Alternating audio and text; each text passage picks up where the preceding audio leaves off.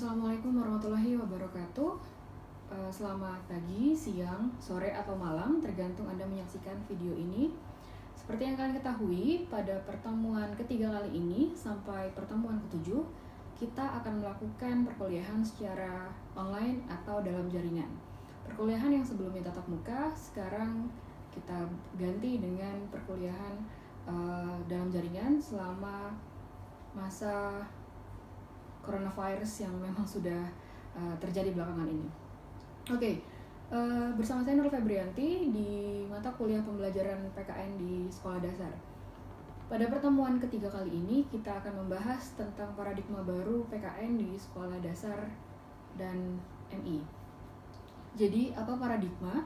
Dalam konsep paradigma di pendidikan kewarganegaraan, paradigma pembahasan ini adalah kerangka pikir yang dibangun sebagai landasan dalam mengembangkan dan membentuk konseptual baru PKN. Seperti yang kita ketahui, PKN mungkin dari dahulu kala banyak orang menganggap bahwa ini merupakan mata pelajaran yang mudah karena dianggap pilih saja yang baik-baik saja dalam pilihan ganda atau lain sebagainya. Namun lebih dari itu, sebenarnya PKN adalah goals-nya untuk membentuk warga negara menjadi warga negara yang sesuai dengan amanah undang-undang dan juga Pancasila, di mana dalam sekolah dasar dimulai dari anak didik atau peserta didik di sekolah dasar, sehingga membentuk warga negara muda menjadi warga negara dewasa kelak yang mengerti akan hak dan kewajibannya.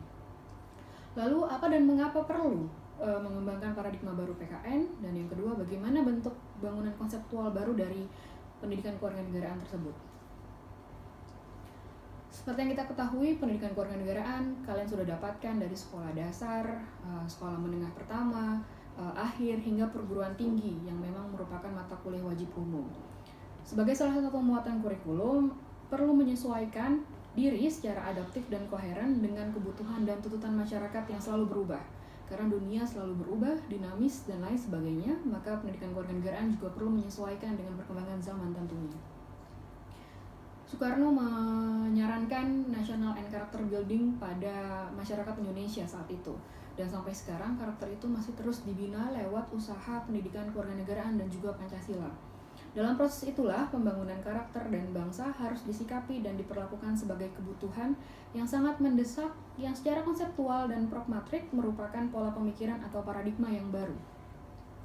Maka misi pendidikan kewarganegaraan dalam paradigma baru mengembangkan pendidikan demokrasi, digarisbawahi pendidikan demokrasi yang secara psikopedagogis dan sosioandragogis berfungsi mengembangkan yakni 3 karakter pokok warga negara yang demokratis. Kalau misalnya sebelum mata kuliah ini di konsep dasar PKN kalian sudah mengenal 3 konsep dari civics, yaitu civics knowledge, civic skills, dan civic disposition. Kali ini dalam paradigma baru PKN mengenalkan beberapa civics lainnya, yaitu civic intelligence, civic responsibility, dan juga civic participation. Lalu bagaimana karakteristik warga negara Indonesia yang memang demokratis? Tidak bisa dipungkiri memang Indonesia merupakan negara yang sangat multikultural, sehingga seharusnya harus sangat dibina warga negara yang memiliki sikap demokratis, karena mau tidak mau dengan beragam multikulturalnya dan majemuk dan lain sebagainya dalam karakteristik masyarakat Indonesia, perlu sekali dibangun masyarakat yang demokratis. Pembangunan ini tidak mudah, tidak seperti mengembalikan telapak tangan tentunya. Tapi proses ini harus terus dijalankan. Maka pembangunan masyarakat Indonesia demokratis yang religius tentunya, beradab, bersatu, dan berkeadilan sosial itu perlu waktu tentunya, upaya gigih dan konsisten, dan komitmen kebangsaan serta pendidikan demokrasi yang memang juga saling berkesinambungan. Sebenarnya pada pertemuan-pertemuan selanjutnya kita akan membahas lebih mendalam tentang demokrasi. Namun pada bab ini saya akan mengenalkan sedikit konsep demokrasi yang sebenarnya mungkin kalian sudah mengetahui atau mengerti tentang demokrasi. Perhatikan gambar di depan ini. Gambar di depan merupakan gambaran terkait tentang praktek demokrasi yang dilakukan oleh Greece atau Yunani kuno pada saat itu, yang memang membuktikan bahwa mereka memang negara pertama yang melaksanakan demokrasi. Namun jika dilihat dari gambar ini, tidak adanya sosok perempuan atau budak di dalamnya, sehingga saat itu bisa dikatakan demokrasinya masih kurang demokratis karena tidak merepresentif setiap warga negara yang ada di sana. Walaupun pada saat itu Yunani kuno masih negara kota atau negara kecil yang memang belum bisa seperti yang dilakukan oleh negara-negara besar seperti sekarang yang memang sudah perwakilan dan juga majemuk dan lain sebagainya. Oke, ini hanya sebagai prolog apa itu demokrasi, dari kata demos dan kratos tentunya, demos yang berarti rakyat dan kratos yang berarti pemerintahan atau kekuasaan. Sehingga secara harfiah memang demokrasi berarti adalah kekuasaan tertinggi ada di tangan rakyat. Abraham Lincoln adalah orang pertama yang, bukan orang pertama, melainkan tagline ini, government of the people, by the people, for the people, atau pemerintahan dari rakyat, oleh rakyat, untuk rakyat, dikemukakan oleh Abraham Lincoln. Bagi kalian yang belum tahu, dialah orang yang menyetuskan tagline demokrasi ini, yang banyak orang tahu definisinya. Lalu bagaimana demokrasi di Indonesia? Dikutip dari Alimuddin, menegaskan bahwa demokrasi sesungguhnya bukan hanya seperangkat gagasan dan prinsip tentang kebebasan, tetapi juga mencakup seperangkat praktik dan prosedural yang terbentuk melalui sejarah panjang dan sering berliku-liku, sehingga demokrasi sering disebut suatu kelembagaan dari kebebasan. Demokrasi bukan hanya simbol, tetapi memang ini jalan yang memang dari periode ke periode kita bisa lihat bermacam-macam caranya. Jadi memang demokrasi secara konseptual atau secara definisi mungkin bisa sama, tetapi pada prakteknya bisa jadi tiap-tiap negara, bahkan tiap-tiap rezim itu berbeda cara mempraktekannya. Oke, kita lanjut ke apa yang mesti dilakukan dalam melangkah ke depan demi tercapainya suatu masyarakat demokratis yang dicita-citakan. Dilihat dari Kogan, penelitian yang dilakukan oleh dia di beberapa negara, akhirnya dia merangkum ada 8 karakteristik yang memang guna untuk membentuk warga negara yang demokrasi. Yang pertama, kemampuan mengenal dan mendekati masalah sebagai warga masyarakat global. Yang kedua, kemampuan bekerja sama dengan orang lain dan memikul tanggung jawab atas peran atau kewajibannya dalam masyarakat.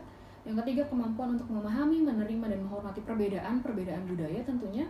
Kemampuan berpikir kritis dan sistematis, kemampuan menyelesaikan konflik dengan cara damai tanpa kekerasan, kemampuan mengubah gaya hidup dan pola makanan pokok yang sudah biasa guna melindungi lingkungan juga. Ini juga menjadi salah satu concern karena ketahanan pangan dan lain sebagainya. Yang ketujuh, memiliki kepekaan terhadap dan mempertahankan HAM, bukan hanya hak asasi manusia juga, tetapi di dalam situ ada tentang perempuan, wanita, minoritas etnik, disabilitas, dan yang terakhir adalah kemampuan dan kemampuan berpartisipasi dalam kehidupan politik pada tingkat lokal, nasional, dan internasional.